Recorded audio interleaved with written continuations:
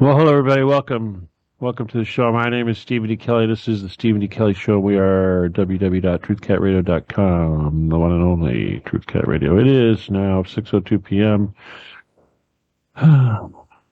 Well, in some parts of the world, it's May Day, but where I'm at, it's still April 30th.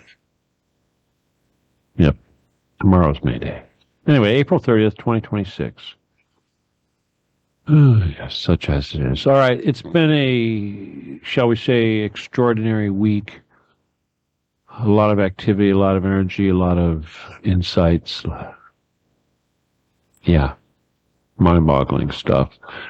But before I get into that, I'll do my best to try to do that properly because I know I've been struggling as of late with these silly shows, leading some people to become kind of confused, but confusion aside, I just want to, first of all, apologize to the members in the group that had to witness the little, I don't know what you want to call it, issue that took place this morning. And without going into too many details and throwing any mud or anything, I'll just say that sometimes, well, let me just use a parable, if you will. Sometimes in a relationship, one of the partners or one of the people becomes disillusioned or maybe even tired and needs a way out. And sometimes, in order to extricate themselves, they think the only way to do that is by poisoning the well, so to speak, so that those that are participating in the relationship will become sickened by it. Anyway, that only works if you actually drink that stuff. I prefer to ignore it and move on, and that's why I'm just doing this right now, because I know that, well, let's just say it's human nature. I've seen it before, and best wishes and all that, but I move forward.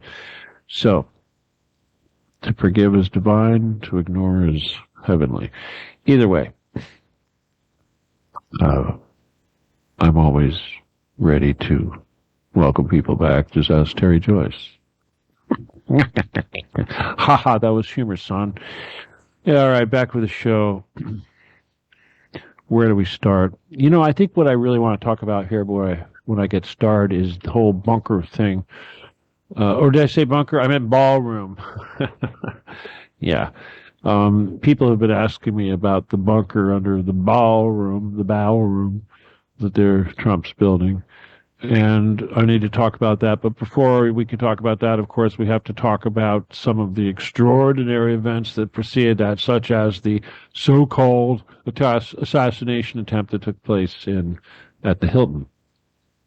Now, obviously, it was an inside job. I mean, come on, it's Trump. Certain people in that room didn't even flinch. Trump being one, and Kash Patel being the other. They both looked like it was just another day, and they wanted to watch it play out. They didn't even move.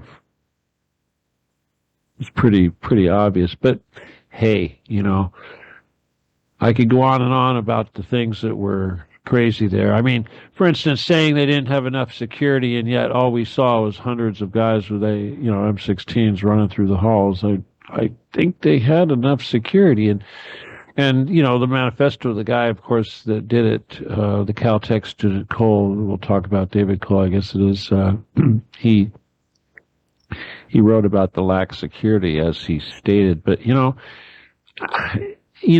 just say this. Let's just say he was no Rambo. He was God. Hey, had he been using, say, I don't know, MP5K, something with a silencer, perhaps even an SD, he might have actually made it a little bit further. You know, there's pop those guys, pop as he goes down the hall with a proper silencer. You could actually get pretty far. You know, once they started shooting back, that would have been over. But still, obviously, he was lulled into a false sense of ability to pull this thing off. I mean, obviously, he didn't think he was going to die. Live. I mean, I can't possibly think that he would even have thought that he could get past all those security personnel and that they wouldn't shoot him. Here's the funny thing. when I looked at his corpus on the carpet, a lot of people go, "Oh well, he was just, he was pretending to be dead. He looked pretty dead." But one of the things that I look at right away is his hands, his delicate fingers and arms. The way they were so easily able to pull his arms behind his back and cuff him. Now, if he was, had a little bit of muscle there, it would have been a little more difficult for them to do that. And if you look at those delicate, artistic fingers, slender fingers he had, they were not the hands of somebody that had spent a lot of time with weapons, just to put it, gently. He looked kind of, I don't say femme, but he wasn't exactly a Rambo. Okay? I don't think he was combated out. He didn't have any armor. Obviously, he didn't have any armor. Had he had armor, he could have gotten a little further down the hall before they plugged him with their pistols. I mean, who knows how far he would have got, but it's just, the whole thing's crazy. I mean, even that silly table that Trump was sitting at had adequate bulletproof protection just in the front of the table to handle any kind of a handgun or shotgun that this guy was carrying. But before I talk about the Baalroom bunker, I just want to point out a couple things real quick. Is that, as I said on the Deacon program briefly, and I'll just reiterate once again, what really makes all of this extraordinary is that one of the missing scientists, one of the early ones that disappeared, I believe in 2023, had sent a cryptic email, or not an email, but a tweet on Twitter, whatever it was in 2023. And in it was the name of this guy, Cole, David Cole, character. Now, who knows why he would do that, but the tweet also contained a scrambled image of Trump's famous fist pump up on the stage after getting his ear nicked, an event that took place 1 to 2 years after this tweet was posted. So that right there is, well, kind of de facto proof of some sort of time travel or ability to looking glass type of situation. But either way, these scientists that we're talking about were involved with plasma technology and alien technology and all that sort of thing that would have been directly related to this type of usage of that technology. So, and again, as we stated, this was all connected to Jeffrey Epstein, not because Jeffrey Epstein just happened to be fascinated by this type of science as well as perversion. No, because he was the boss of it all, and it was, of course, he was the guy that was telling everybody where they were going to put their money, because the mafia, the elite, the people that control everything, this was their plan. And it was his position to carry this out. So yes, that's why it's connected to him. But ultimately, why are they doing it? We could speculate. But what we do know is that suddenly we have a time anomaly involving one of these people that was involved, that has disappeared, involving another person that was going to die in the future, involving Trump, an assassination attempt. So clearly, that was a warning. That was that was intended to be a record of some event yet to take place. But I don't think anybody's going to pay attention to that. Certainly not. But there were other issues, interesting issues, that I'm going to talk about here that are somewhat tangential, but at the same time, to me, they hit very close to home. One, Mr. Cole, David, had been arrested. Well, first of all, he lives in Torrance, a city not far from me, but he had been teaching a kindergarten, which is very iffy if you ask me. But he had been arrested for vandalizing our beloved Getty Center, allegedly, which suggests to me that he was anti-pedophilia, said he was anti-pedophilia. He loved those little children. But why did he associate the Getty Center with pedophilia? Probably because he's familiar with our mission. So, Was he familiar with our mission? Do we know him? No. Do I see him in my group? No. Has he ever talked to me? No. Who knows? Is it possible that there are people of this type out there, and who knows what sort of quantity, that are familiar with the mission, familiar with the message that there's 100,000 child sex slaves under the Getty? They've heard that enough. It's in their brain.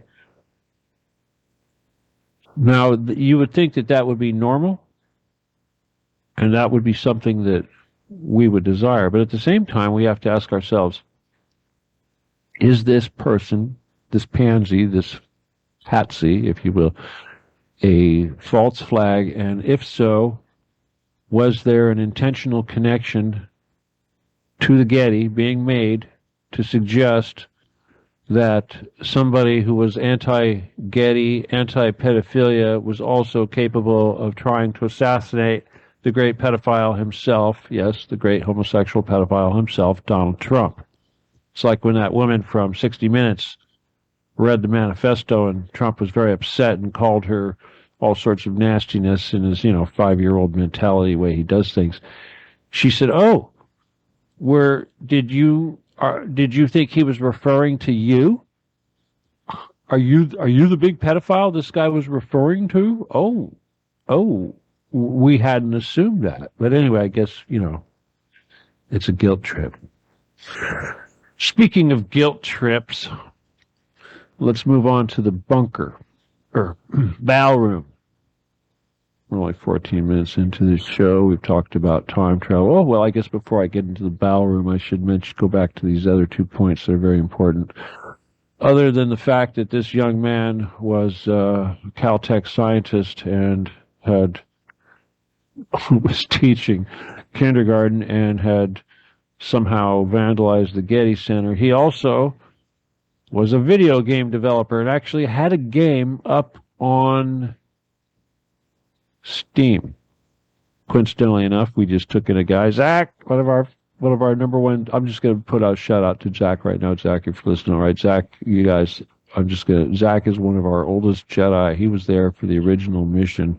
Jack's one of the guys that got it down and dirty in the original mission. And here he is now going to get involved in our game, but he's actually got a game up on Steam too. But anyway, this shooter guy had a game up on Steam. And right away I'm thinking, oh, wow, the shooter guy is being called a game developer. Wow, right about the same time that I'm developing a game. Interesting about the Getty. Interesting. And the shooter was anti-Getty and a game developer too. Wow, the parallels are striking.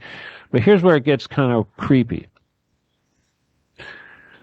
In the tweet referenced by Martinez, the missing physicist, whatever he was, researcher, NASA scientist, there was a reference to a paper that was put out by the European Union. I don't have the thing in front of me, of course, so I'm just going to have to paraphrase the title. But basically, it was something like this. It was something like the benefits of using 3D digitization to preserve cultural heritage, something of this nature.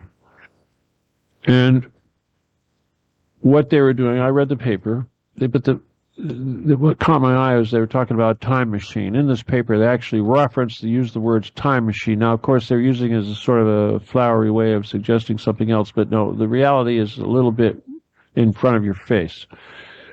So what they were doing, what they wanted to do, and bear in mind the technology did not exist to do what they were proposing, but what they were proposing was to gather in a huge database of images of Europe, essentially cultural, what things that they deemed necessary to preserve historically, culturally, etc. Not just complete buildings and cities, but the people also. And they were going to take this data and they were going to wait until such time as AI was capable of processing it using mesh digitization, much the same way that we are using when we do video games with Blender. We use Blender to take two-dimensional images and create three-dimensional, as we say, assets in the game. Of course, they're only three-dimensional in the image. But where it gets funny is that we were doing our game developing, right? And one of the things that we're trying to do is digitize the entire art collection of the Getty. And statues, of course, are three-dimensional things. You photograph these things, you try to get them three-dimensional, but an image like a painting is flat.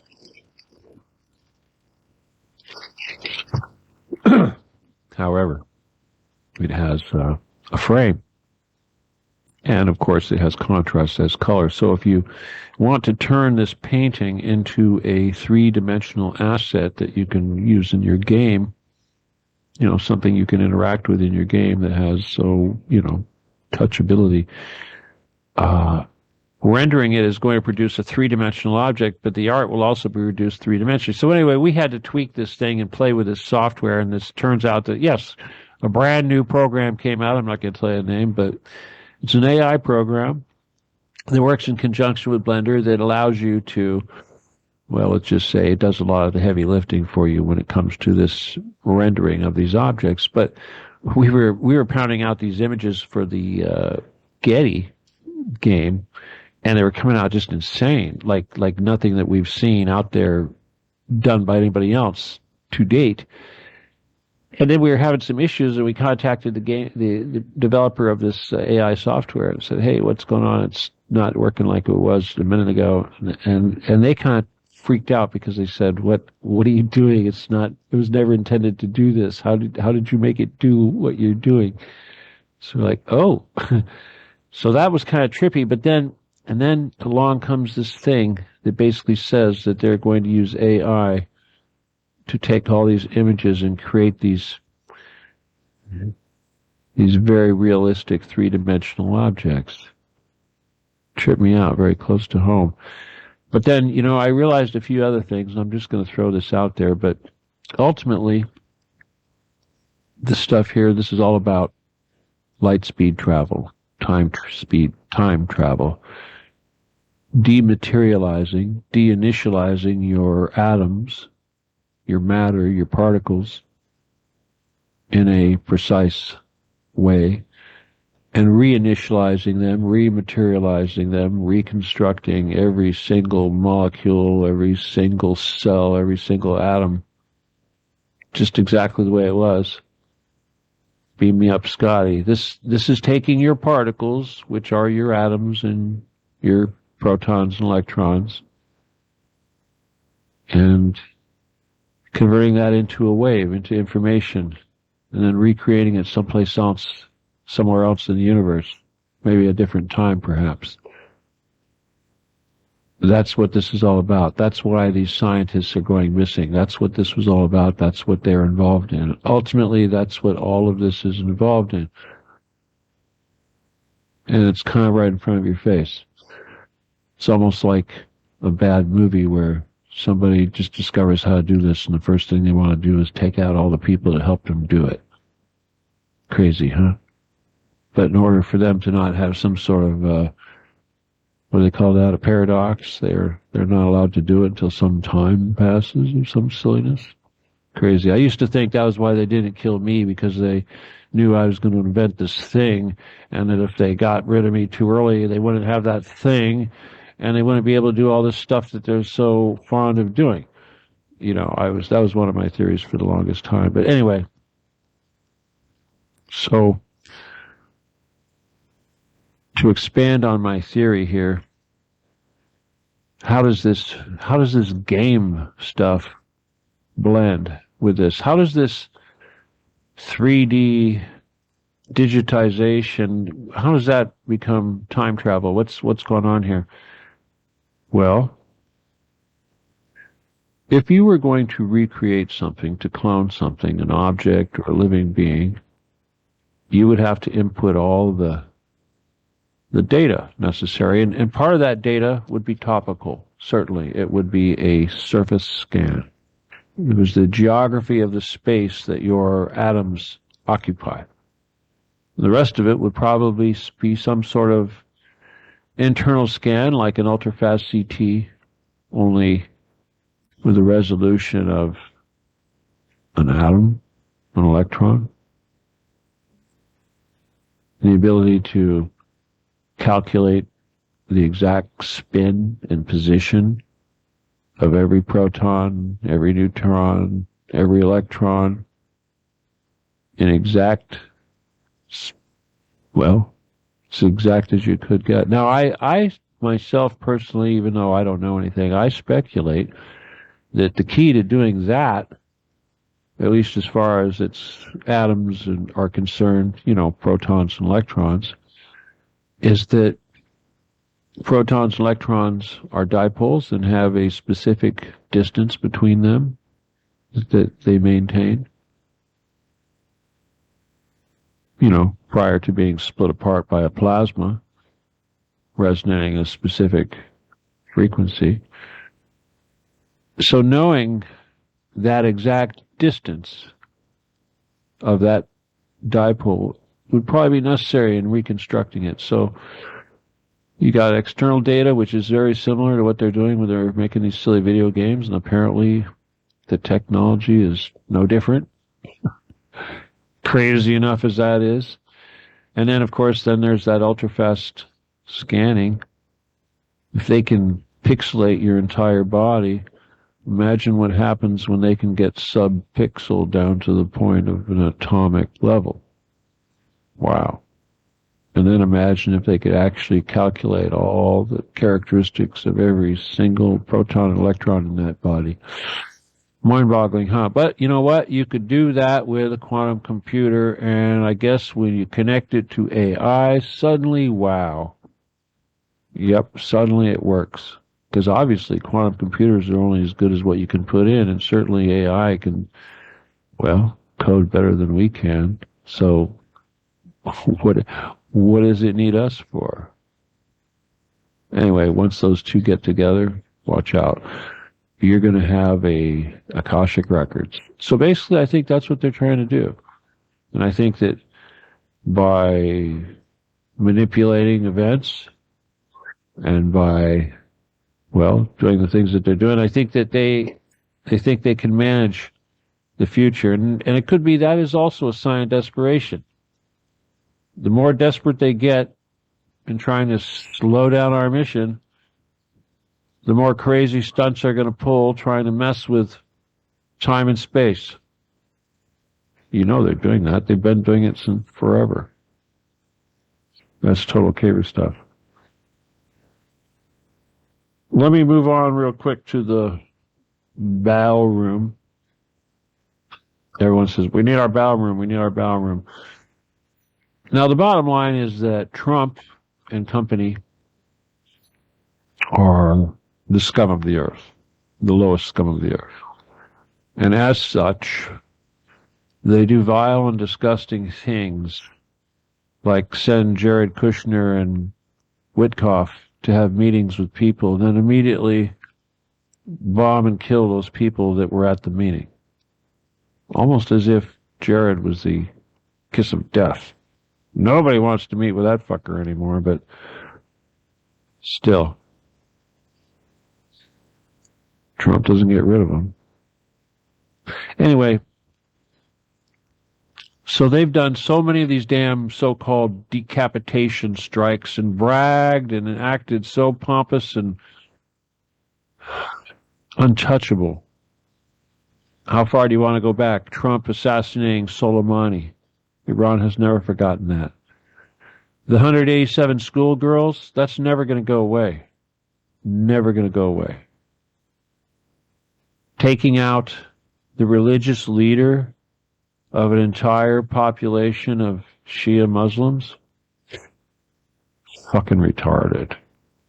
But what do you expect from people that would run up and push a nun down the street and bash her head in and kick her? Those are like men in Israel do shit like that, but that's what he is. That's what we represent now. Anyway. So yeah, we're kind of fucked until all that changes and goes away. And boy, do those people feel invincible. But you know what? They don't feel so invincible that they feel like they don't have to worry about Iskander missiles, hypersonic missiles, Orezhnik missiles. That fucking White House, yeah, sure, it had a bunker going back to World War II, 100 feet deep or some bullshit. 100 feet deep. Let me see, what did one of our bombs go? 200 meters, I believe it was. That's just the first bomb. Then they drop another one down the same hole. Goes, what, 400 meters? We know the Getty is a mile down. It's fucking huge.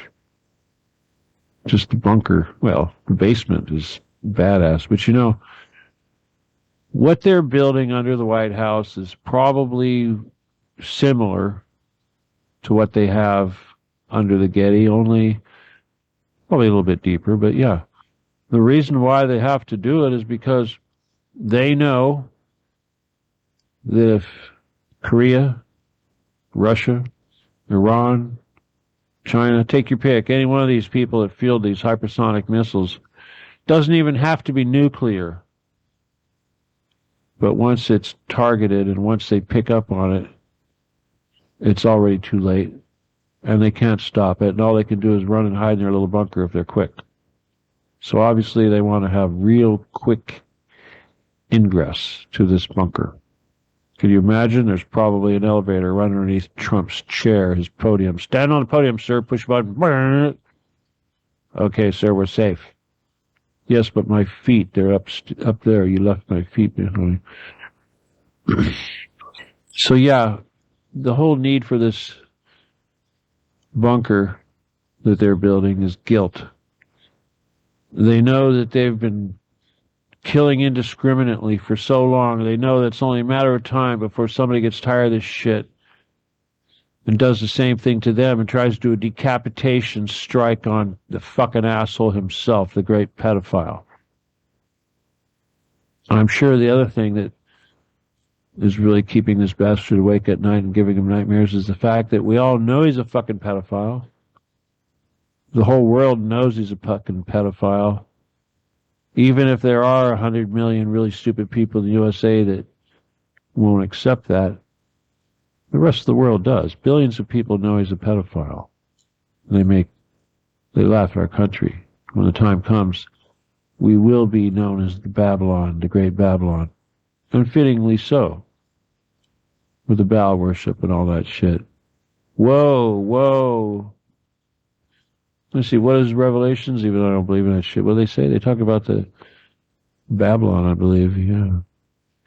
Anyway,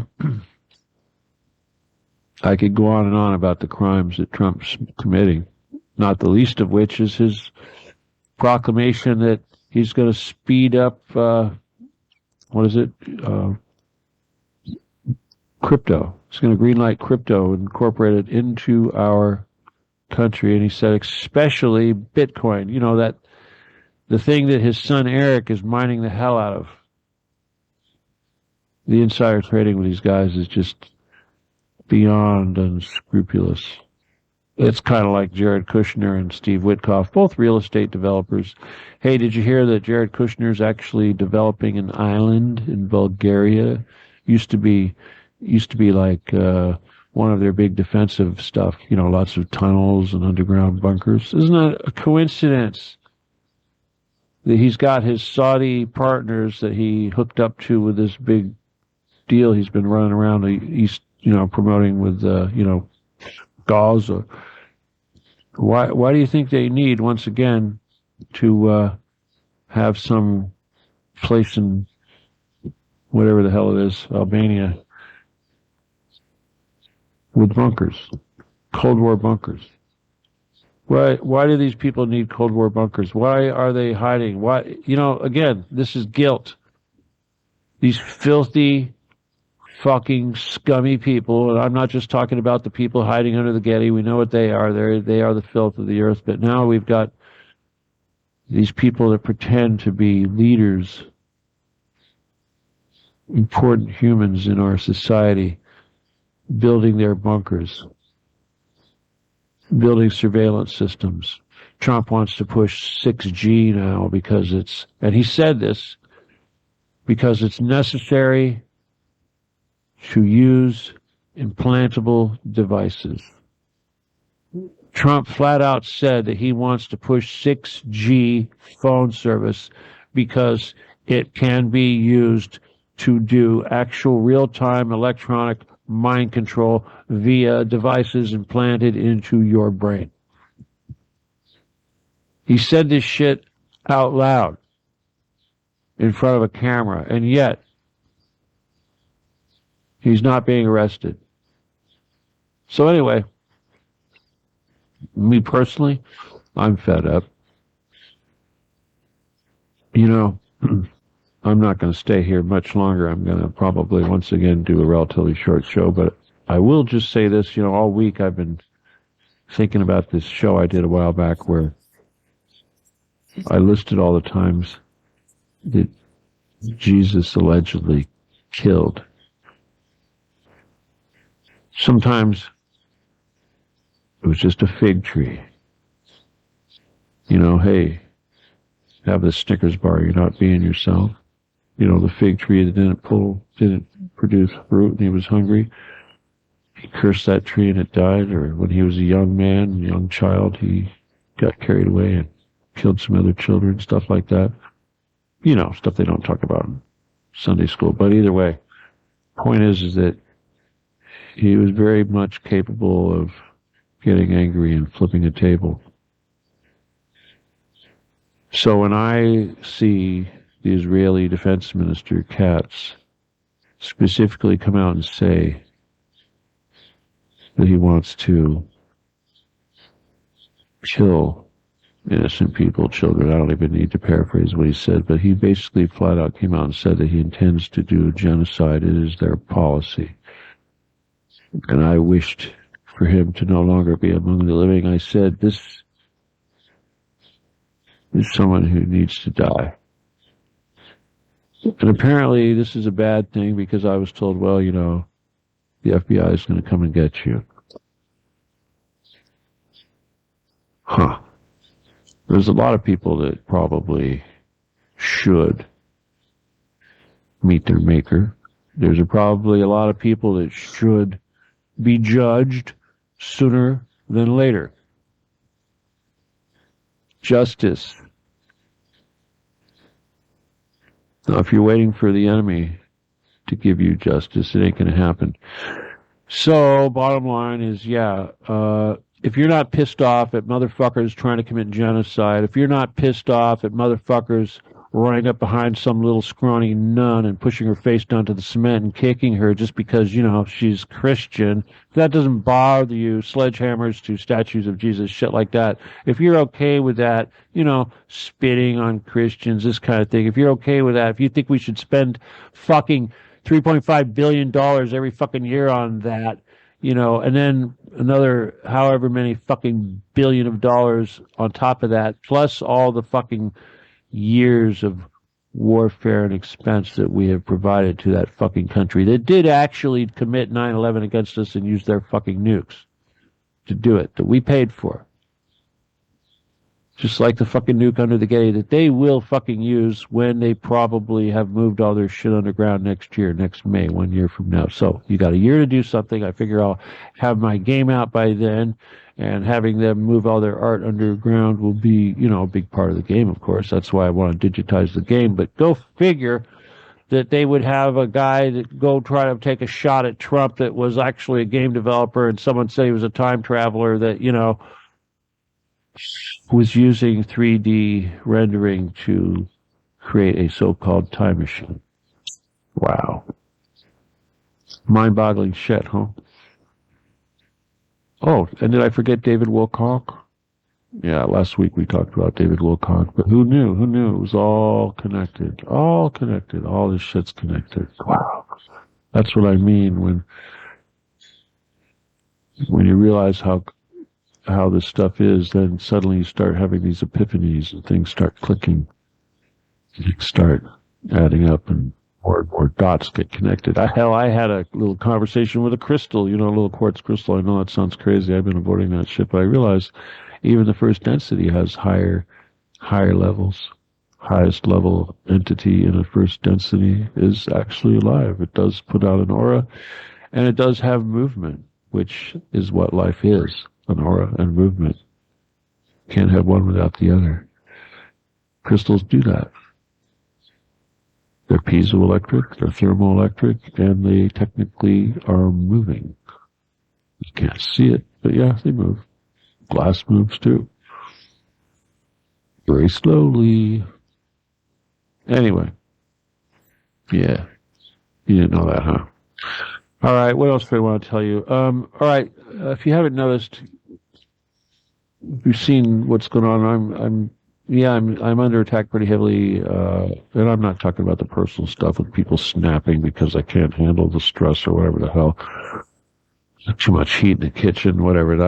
I'm talking about the onslaught of my machines. I mean, like the computer I'm using right now is totally compromised. I mean, it's like right in front of my face. They tell me it's compromised. My stuff. What am I going to do? Replace it? Find somebody to help me? I had my server down for a day. I finally got it back up. Thank you, Lord. But that still scares me, because I need a backup server. That costs money, especially expensive now. And I need a new computer. I need all these computers. It's crazy. Crazy, crazy, crazy. I have a new laptop. I have 2 new laptops. One's an Apple. I'm thinking about trying to set up the Apple as a potential second emergency server, but the other one I'm using just to try to, communication mostly. I need something I can use to make videos. They're making it basically what they've done is they've blocked every camera I try to hook up. In other words, like the same sort of hack that they use to take control of your camera, they're using on me, only they're using it to prevent me from basically having any camera. So like my Ozbot $200 camera, it says, oh, you can't hook it up. Before the show, I tried to get it working, and I loaded a new driver, fun new driver, and I clicked on the driver, and it's got this little thing, it comes up and it says, okay, let's hook up your camera. And I click and I push the connect button. It says, you need to connect a wire to your computer. Of course, obviously, I have a wire connected to my computer. So I unplug it, camera turns back on. You need to connect.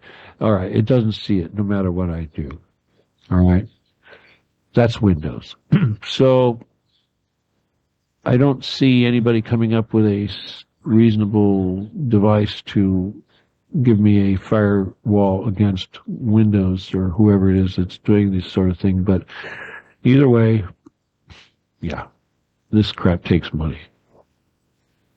So if you want to help out with that, of course, it's Law17Gun at yahoo.com. Oh, no, I'm sorry, that's wrong. Sorry, I'm thinking of the email. It's Steven Kelley, 714 at yahoo.com. That is the PayPal. And if you have, those of you that have been contributing, I know I can think of one person that is a regular. I'm not going to say anything, but obviously it'd be nice for more people, but sometimes I wish some people would just, makes me feel bad.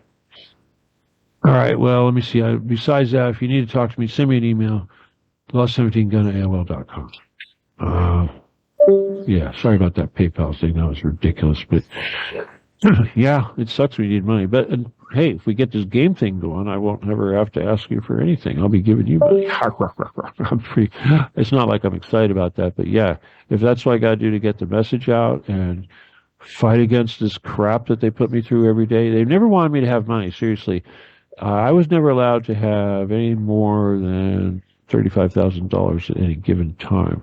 I had assets and stuff, but they took that away from me too. But as far as actual funds to do anything with, I was limited. I couldn't do big stuff, big stuff. They don't like it when I do big stuff. But if we do this game with the big team I got doing this stuff, I don't see how it's not going to work. All right. I'm pretty happy about that. And I think it's going to help the mission out quite a bit. All right. Especially when it's done. We're going to make everybody know about the Getty. And that's the thing about a game is that you can stick all kinds of stuff inside of it. Little Easter eggs and treats, and people like that stuff. So not only will I have all the art from the Getty in this game, we'll have a lot of other things. I'm thinking maybe including my book, a couple books, whatever. Fun stuff, a little bit of, hell, we're going to have images of people, Trump, Gordon Getty, whoever. We'll have them all down there partying. Yep. Sounds like a real good. Oh, by the way, it's a first-person shooter. All right, so we're not violent or anything, but that's what the kind of games you're going to have. Okay, it's not a museum; it's a shooting game. All right. Anyway, I look forward to getting the demo out for you, hopefully as soon as possible, and hopefully we'll have the finished game out before they shut down the museum next May. But it's going to be fun. We'll see what happens in the meantime, especially with this time travel crap going on. All right, you guys. Join the group again. Telegram, Occupy the Getty / Steven D Kelley. And if you're in the group and you had to experience weirdness this morning, apologize for that. Family, does stupid things sometimes. It's just the way it is.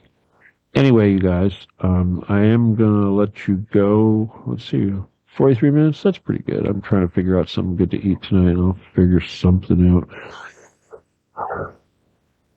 All right, I'll see you in the group, and I'll get the recording out for you. Hopefully the audio came out all right. If it would, or if it's awful, please help me out, and maybe in the next few hours so you can take care of that.